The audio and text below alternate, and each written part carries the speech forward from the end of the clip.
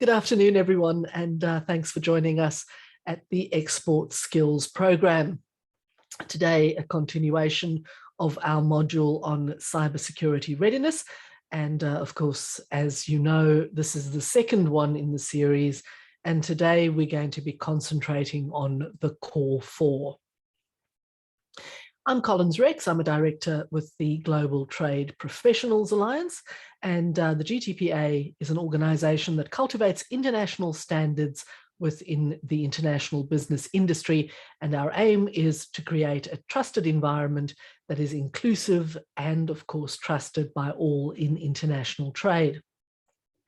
The GTPA has partnered with Global Victoria to deliver this comprehensive export skills program.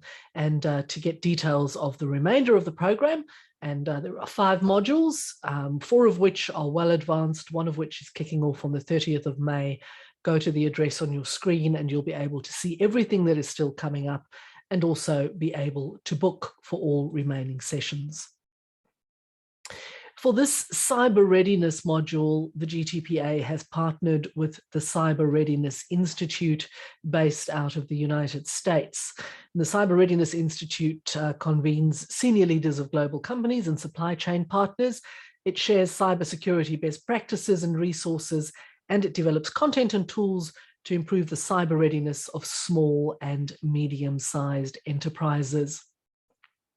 For all those of you who attend this module, and it is a requirement that you attend all the sessions in the module to be eligible, you will at the end of this program be eligible for selection for certification as a cyber leader with the Cyber Readiness Institute. So do also bear that in mind.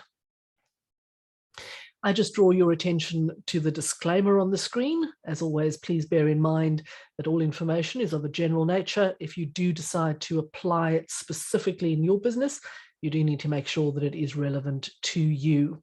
And also, this webinar is, as always, being recorded.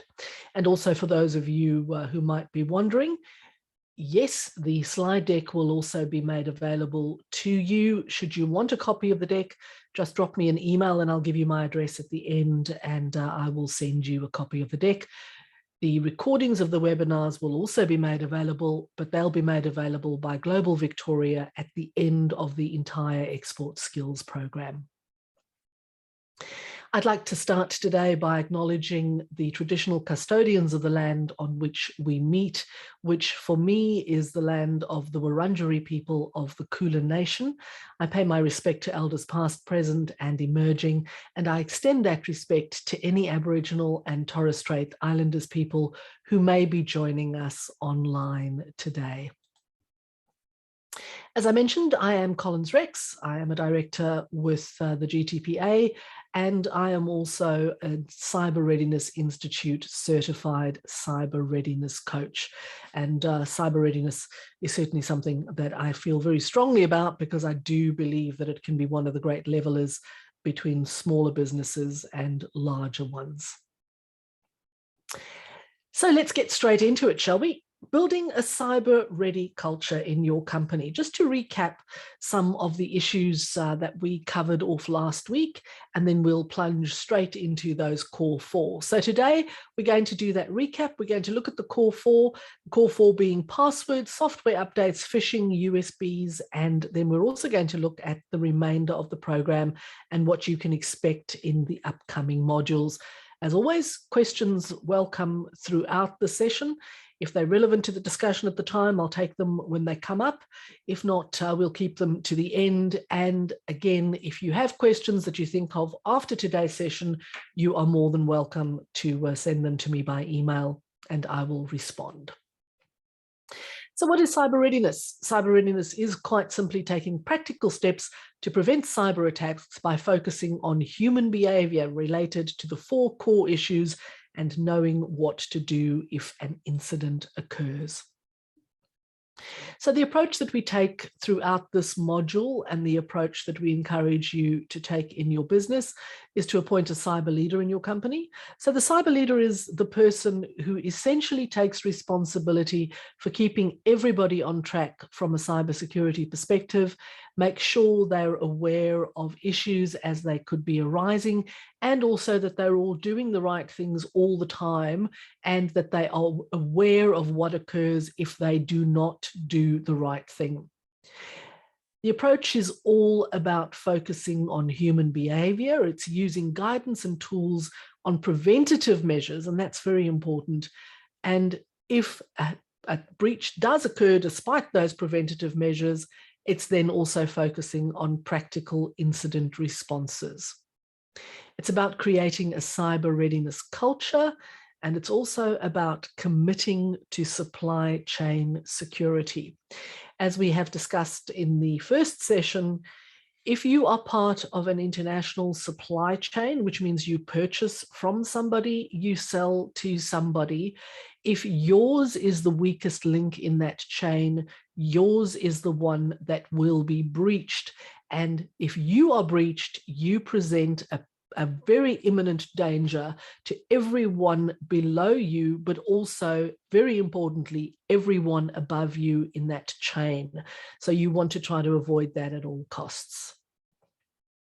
Now, we are focusing on building cyber leaders in this program, and whether you go through to certification or not, you can still be a cyber leader in your organization by actually being aware. And the mission of the cyber leader is to lead the creation of a cyber-ready culture in your organization through implementing practical policies and educating your team members about the importance of cyber-ready behavior.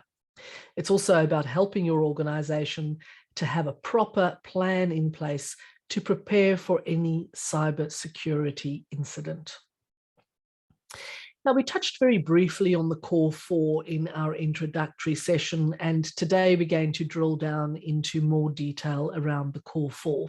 So the core four issues that we concentrate on in this module, and the core four issues that are crucial for you to be across to be cyber ready: passwords and multi-factor authentication, software updates, phishing, USBs, and file transfer and storage. So the reality is that when we think about the core four, not enough is being done to safeguard businesses. When businesses were surveyed by Advisor Smith, and a number of around about 1,200 businesses were surveyed, only 21% had implemented a strong password policy, 20% had implemented multi-factor authentication, 16.6% had implemented data encryption, 16% had implemented cybersecurity software. Employees were trained in only 16% of businesses surveyed, and around 9% of businesses had employed a cybersecurity consultant. All of which means that businesses really are not particularly well prepared when it comes to dealing with cybersecurity issues, and most businesses are just not cyber ready at all. So when we look at some of the other stats around this, 4 out of 5 data breaches result from weak or stolen passwords. 77% of attacks exploit gaps in software already on computers. 91% of all cyber attacks start with a phishing email. 27% of malware infections originate from infected USBs. And between our introductory session and today, one of the attendees contacted me and said that they had just suffered a phishing attack as a result of an employee that opened a suspect email. So these things are ever present. They're happening every single day. And the reality is they're happening far more frequently than one might realize.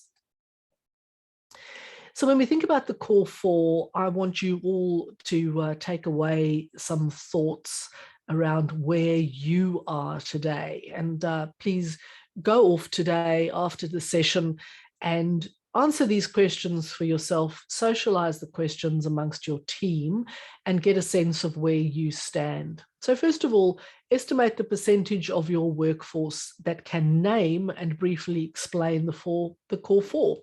So if you were to walk into your office after today's session and you were to grab a group of your colleagues and you would ask, what are the four main things that fundamentally affect cybersecurity in this business? How many of them do you think would be able to name the core four and tell you more or less what the problem is with those? The other question, and this is a very important one, is your entire workforce aware of their personal responsibility to cyber readiness? And again, ask the question, how many of them are aware? Some of them might be fully aware. Some might be a little bit aware, and some actually not aware at all because they don't think it's their problem. It's the company's problem. But the reality is our people are very often our weakest links when it comes to cybersecurity. Now, it's also important to understand that those four core issues are not siloed. They're actually very closely connected.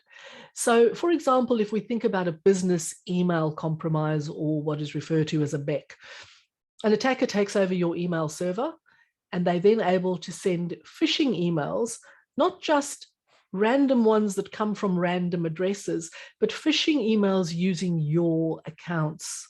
So you could get a phishing email from your boss or a colleague that asks you to click on a specific link or to send your password. Because it comes from what you believe is a trusted source, you are far more likely to respond to that email than if it were to come from Acme12345. And of course, as more companies start using cloud-based file storage, BEC is also becoming more common because those storage areas are being hacked. The core four apply to everybody in every business. It applies to every employee, every contractor, every person who is engaged in your business in some form, irrespective of the level. So from C-suite all the way down, every role, every function, and every device used to access the organization's networks and data is also a part of this equation. And here we're talking about company-issued computers, whether they be laptops or desktops. We're talking about company-issued smartphones and tablets, but we're also talking about personal computers that are used to conduct work business, personal smartphones and tablets used to conduct work business. And this is particularly apparent in our current work from home environment, an environment that is going to continue into the future. So you need to be aware of all of this. Now, as we go through the remainder of this module and we start really getting down into the weeds about some of the issues, we will from time to time be referring to cyber leader personas. And this will give you some additional insights based on the size of your organization.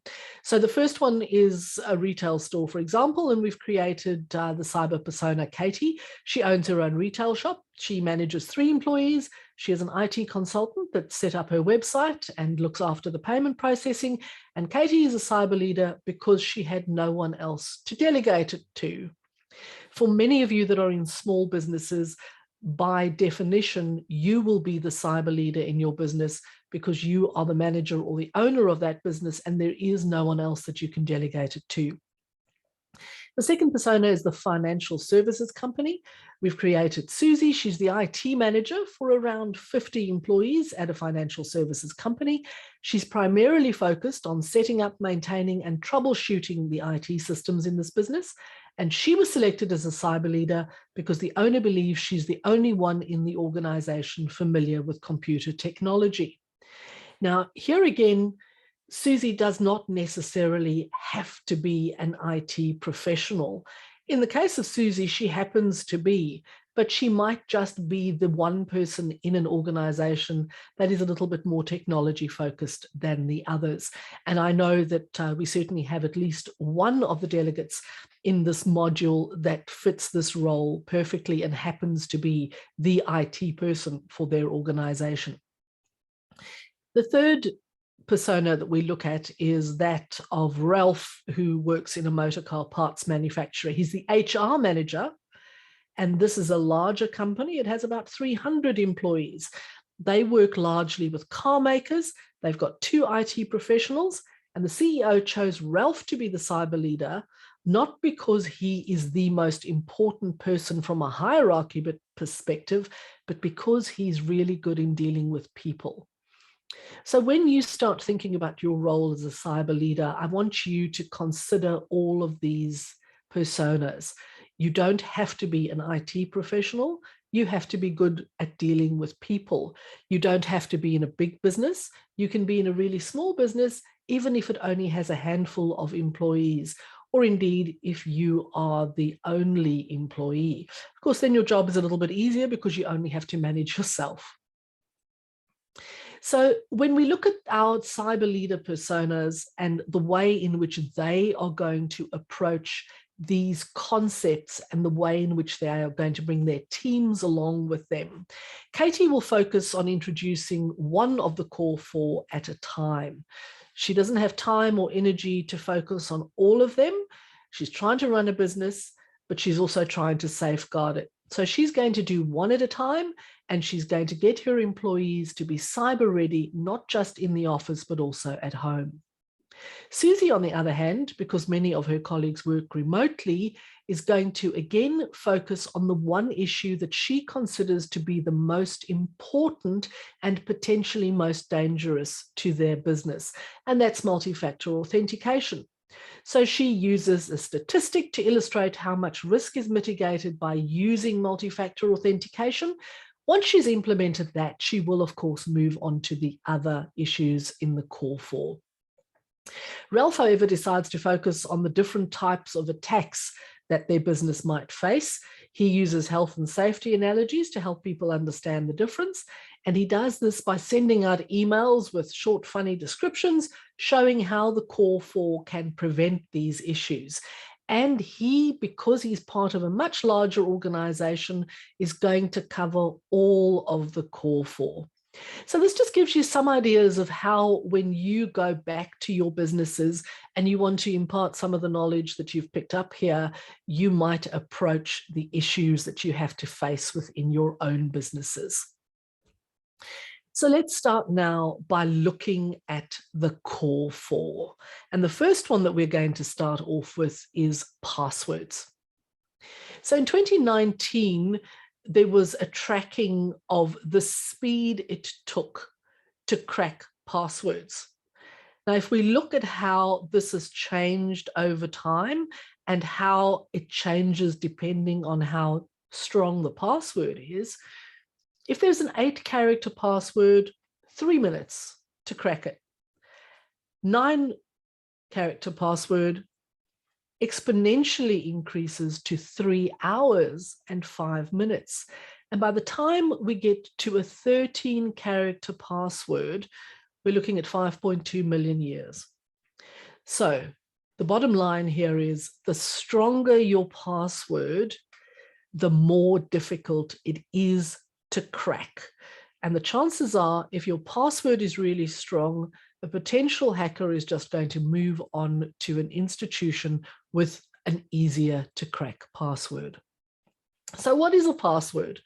A password is the way for the computer with which you interact, and whether that computer is a desktop, a laptop, a phone, it is the way for the computer to know your identity.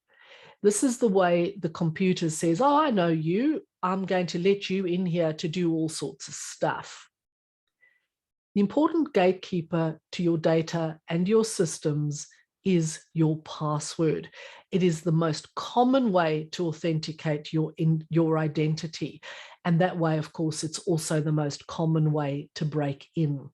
A password is a series of letters, numbers, and symbols. It's as simple as that.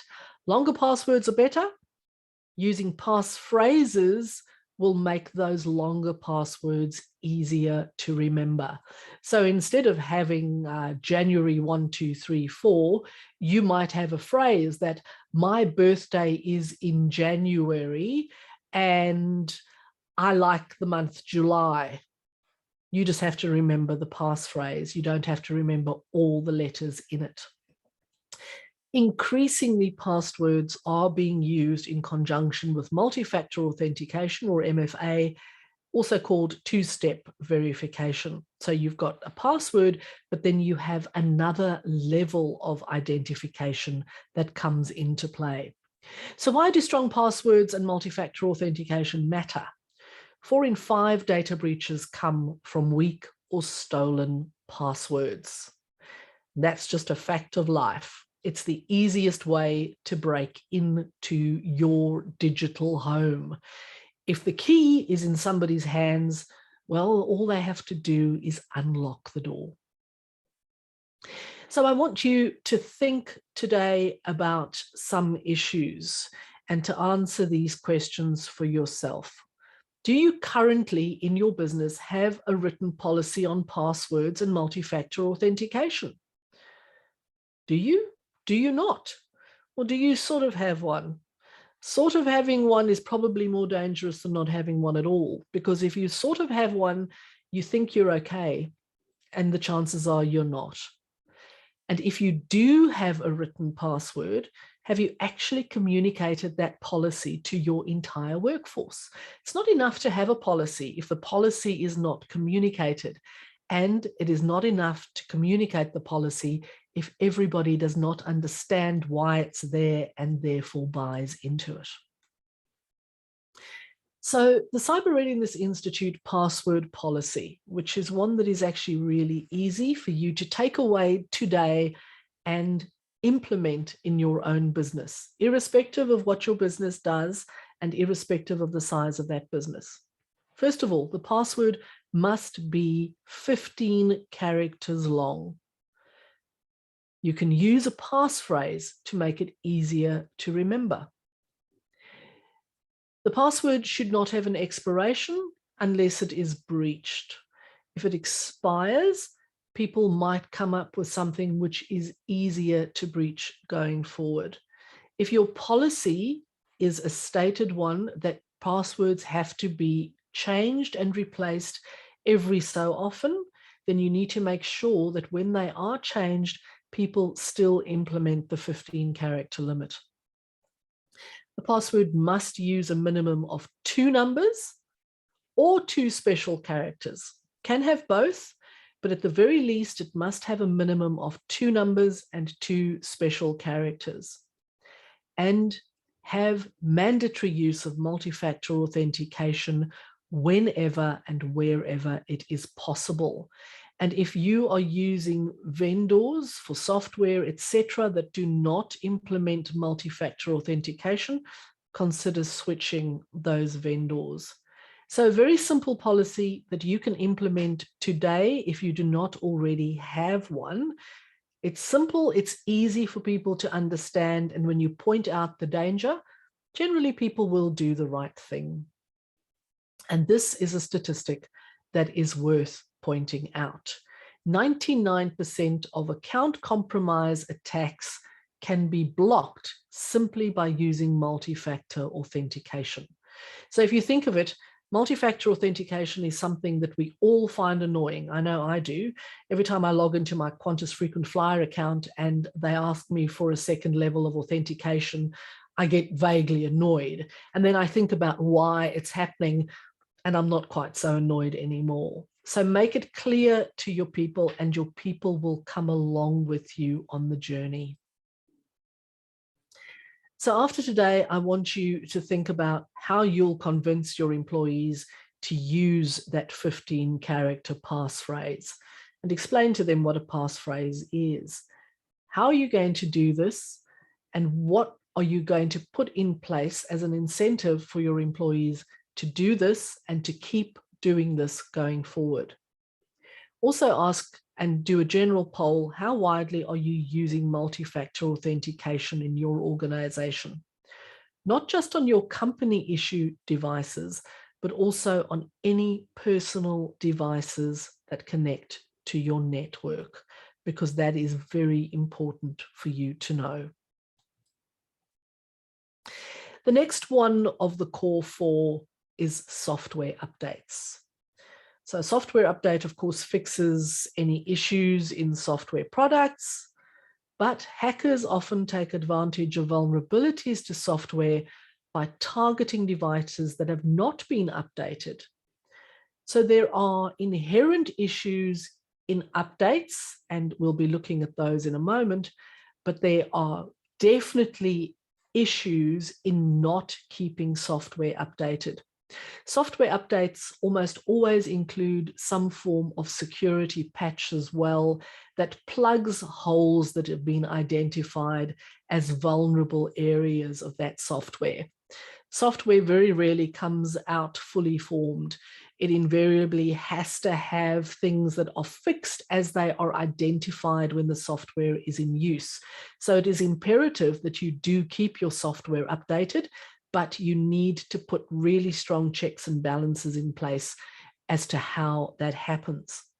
So one important part of reducing software vulnerabilities is restricting the software that people can install on their work devices, and also knowing what software people are using on their personal devices that they use for work.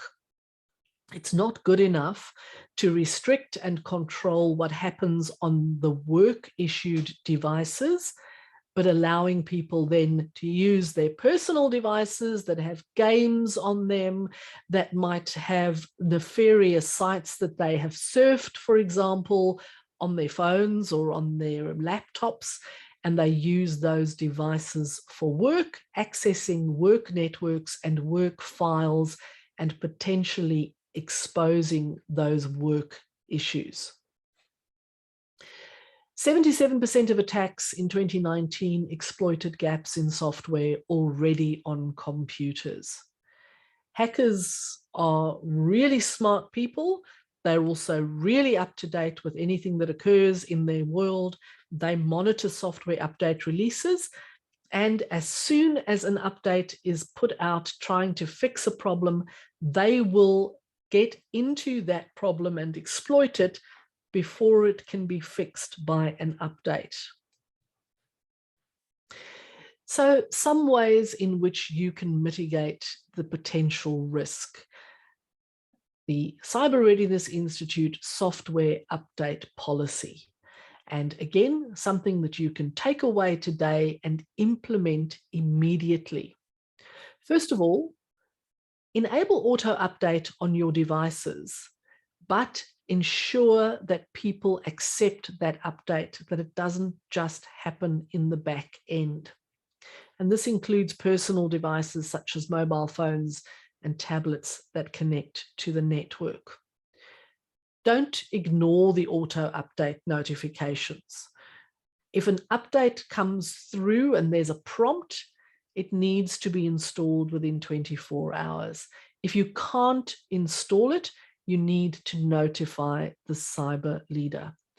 So enable auto update, but have the prompt. Once the prompt comes through, implement the update. When you select software or cloud services, favor all those vendors that have robust and effective policies and procedures around patching. So if a vulnerability has been identified, it needs to be patched immediately, and those are the vendors that you should be using. Now, when it comes to the organization, you need to ensure that any patches are installed or installed for testing within 72 hours.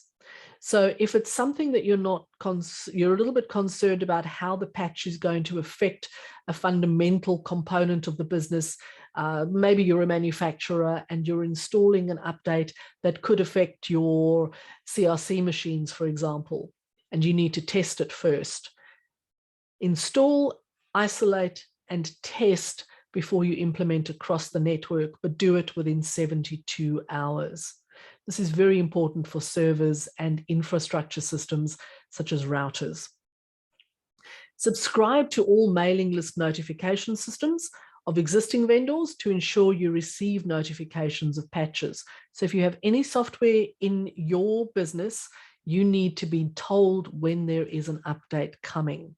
And in the case of critical systems of software, you need to test updates and patches before they are deployed.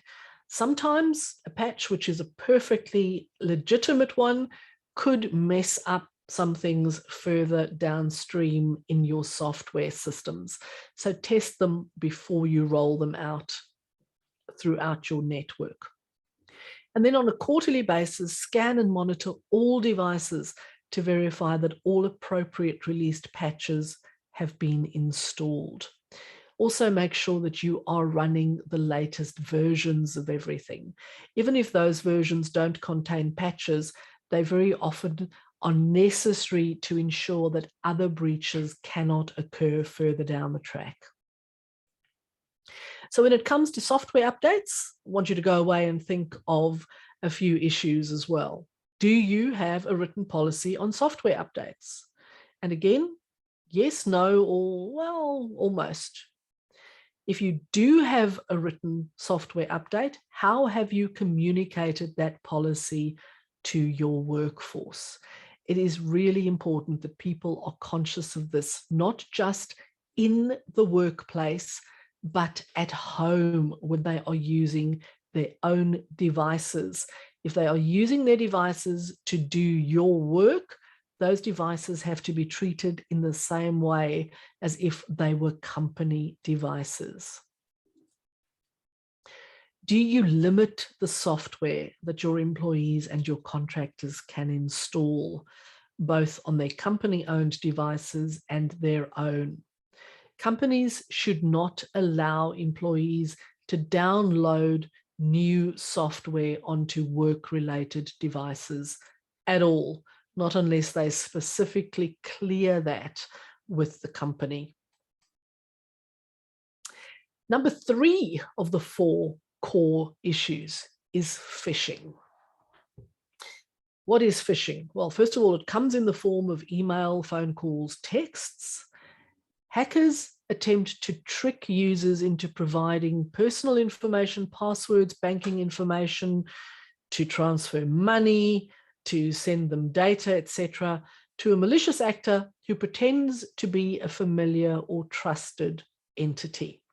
It is literally baiting a hook with something that looks interesting, familiar, enticing, and once you have taken the hook, well, that's when we know what happens to the fish, when the fish takes the hook. And the little image you see there of the hacker, the one that we all think the hacker is. When we think of hackers, that's what we envisage. The truth is, hackers are everywhere, and most of the time now they're actually really professional organizations. And if you saw a team of hackers in play, they wouldn't look like that anymore. They probably look pretty much like a call center. So you do need to understand the threat is real, the threat is imminent, and it actually comes from everywhere. It's very well orchestrated. It's not a single lone person sitting in a computer trying to do bad things. It's a business. Phishing is very serious business, and your business could be on the hook. So 52% of all people in 2022, as early as, and we're talking March, clicked on a phishing email because it looked as though it had come from a senior executive at the company. And this is the really scary thing, is up from 41% just 2 years ago. So 2 years ago, 41% of people were clicking on those emails. Today, 52%. And why is that? Well, it's because the phishing emails have got a lot more sophisticated. 2 years ago, it might have come from the address of the CEO in your company, but it was riddled with spelling mistakes. It used language that was clearly not the sort of language used by your company. It was asking for things that were really quite obvious. But now those hacking emails have become really sophisticated. They really do seem to come from you, and they really do seem to come from senior people in the company. So employees will very often err on the side of, well, maybe this really is from the boss, so I'll just check it to be sure. And that, of course, is when the compromise comes into play, and that worm on the end of the hook has been taken. So a policy that you can implement when you get off today's webinar. The Cyber Readiness Institute phishing policy. If an email is from an unknown sender, do not provide any personal information or take action by opening an attachment, clicking on a link, or entering information in a pop-up box. If the email lands in your box, you don't know the person that it's come from, and you have had no dealings with anyone by that name or that company that supposedly is the address, don't open anything that is attached to it. If the email is from a known sender, check the identity of the sender before clicking on any attachment in the email. Now, that doesn't mean that every time you get an email from a colleague, you have to check that they sent it. I mean, that obviously is completely impractical. We're talking here about emails that don't quite seem right. And we all have an innate sense of, that's not quite the way Joe speaks, or Sally wouldn't ask me for this information. If there's a question mark, verify the email. Check the email of a sender by hovering over the name of the sender when you can't see the email address to be sure the email address looks correct. And if the email is asking for financial or confidential information, pick up a phone and call the sender and say, hey, Sally, did you just send me an email asking for my bank account details? And if Sally is in HR, she probably did not ask for the bank account details, but it might seem as if she logically would, because it's almost time for payments to be made. Pick up a phone rather than forwarding that email. Bring any suspicious emails to the attention of your cyber leader or IT staff. And how do you do this? Do not forward the email. Take a screenshot of the suspicious email and send that in a new mail message to the cyber leader or to your IT department for review. Hey, Joe, I've just received this email. See the screenshot attached. Does this look legit to you? And that's the way you bring it to their attention. Once you forwarded it, you start absolutely snowballing the potential risk, because the person you send it to might open it to check. And one way or another, you're going to be in a world of pain. So questions to ask when you get back to the office today. Do you have a written policy on phishing? The policy you've just seen, if you do not have one, implement those basic steps. If you do, have you communicated the policy to your workforce? And have you tested them by sending them a fake looking phishing type email? The best way to check whether people are actually conscious of what this sort of thing does, create a dummy email address for yourself, send one to your entire staff and ask for information they should not be sending, and see how many of them respond. If they respond to that email, you know that you've got a problem and you really do need to address this issue. Are you confident that your employees and contractors can spot a phishing attempt and they know what to do? So test it. And how do you know that they do not respond? Because you've tested it. That really is the best way to do it. Now, the next one of the core four, which is also the final one that we're going to touch on, is that of USBs. So USB is a removable medium device that can be stored, that can store and transfer files from one device to another. Very handy, very useful. They can take huge amounts of data today compared to what they could do even a year ago. A year ago, if you got a 1 terabyte USB, it was really expensive. Now, they're actually really common. USBs are frequent targets of malicious actors, and they can infect your computer without you even realizing until it is too late. File sharing, of course, is mostly cloud-based today. It's generally more secure, but there do have to be rules on secure storage, transfer, and document management. Some organizations have very strict policies around not using Dropbox, for example. Not because Dropbox is inherently unsafe, but because the way in which people use Dropbox can be unsafe. People share all sorts of crazy things on Dropbox, far more than some of the other file sharing services. And that potentially is the problem with file sharing. So in terms of what USB danger looks like, 37% of all cybersecurity threats were designed to use removable media. That was in 2021, which is double the 2020 findings. So this year's findings will probably be double again. And that means this is a vulnerability that you absolutely should be aware of. Policy that you can implement today, take away with you, couple of areas. On the one hand, employee guidelines. You need to prohibit the use of USBs and removable media devices by employees. Don't let them use these devices except in rare circumstances. Employees should use cloud applications and secure email encryption to share and to store all files. Any removable media devices currently in use should be removed immediately, and then they must be scanned before transferring to the cloud for storage.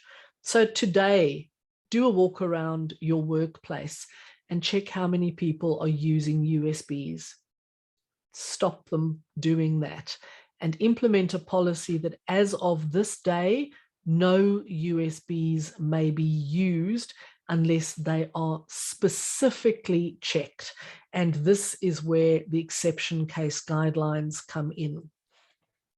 If you allow the use of USBs, all USBs, including brand new ones that just come out of the shrink wrap, must be scanned by a designated IT person on a computer, and this is very important, that is not connected to the network to verify that no malicious code is present.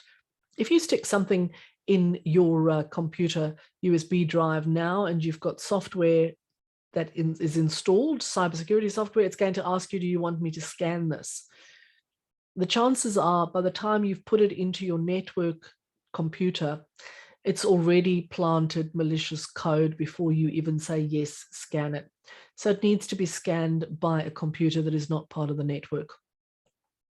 Only employees who routinely find themselves in situations where information needs to be shared with a trusted party without access to a secure network can request to be approved to use USBs.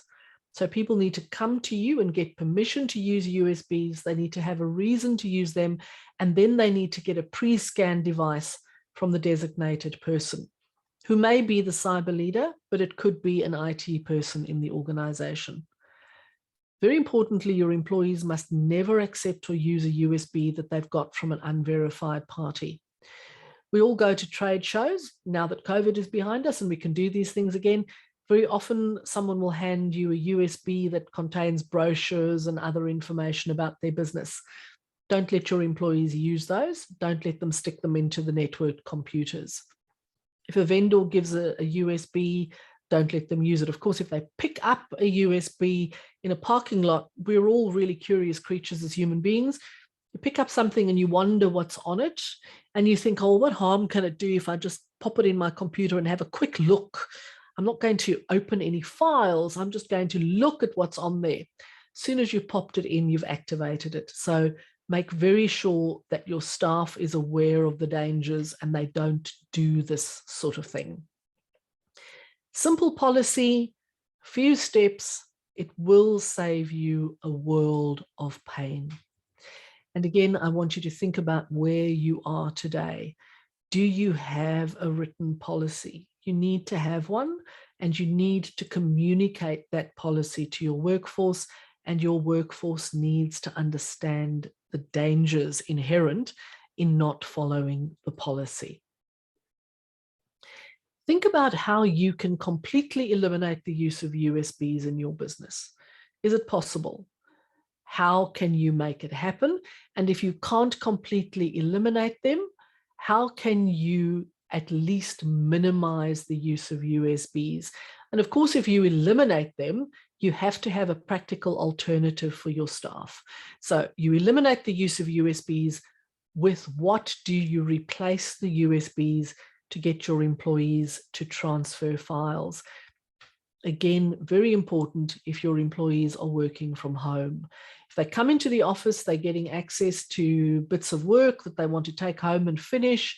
How are they getting those bits of work back home to finish? And that brings us to the end of today's session and our discussion of the core 4. What's coming up next, the next webinar, webinar 3, which is a week from today, we're going to look at how you prepare an effective incident response plan. So with the best will in the world, you can implement all the policies around the core 4. You can make sure that you're abreast of all potential threats. You might still be in trouble. You might still be hacked. Someone might still open that phishing email because it really does look genuine. So how do you then respond to the breach? How do you make sure that the breach is dealt with? And how do you ensure that you minimize that breach reoccurring in future? So an effective incident response plan next week. The following webinar, the week after, we're going to look at change management techniques for building a culture of cyber readiness. So how do you, as the cyber leader, fundamentally change the way everyone in your organization thinks about cybersecurity so that they all become cyber ready? And then finally, we will look at how you become a CRI certified cyber ready leader. And that, of course, is a very important step in the process. And that brings us to the end of today's session. If you have any questions, please feel free to pop them in the chat box. If you can't think of any questions now because your head is whirling and I've asked you all sorts of things to take away and think about, by all means, drop me an email with specific questions and I'll make sure that we address those for you. Or indeed, if there is anyone else in your organization that you want me to have a conversation with around something that we've talked about, I'm more than happy to do that as well. Also bear in mind that the next session and all the subsequent sessions around the Export Skills program, you can find information for at the address on your screen. For the cyber module, and this is the only module that works in this way, if you've registered for one, you have automatically registered for all because you do need to attend them all. So you don't need to re-register for any of the cybersecurity ones, but for all the other modules, you have to individually register for each of the webinars and workshops. So just bear that one in mind as well. That's my email address. If you want a copy of today's deck, feel free to drop me an email and I will send it to you. And as always, I'm also happy to take questions at that email. It doesn't look as if we have any questions, so all that remains is to say thank you very much for your attention. This is important stuff, so I'm delighted that you were all here today, and I hope you're going to go away and think about those policies and how you can implement them in your own businesses. And don't wait, do it right away because the breach could occur later today. Thanks everyone for your attention. Have a wonderful weekend and go off and do some good business. Thanks everyone and goodbye.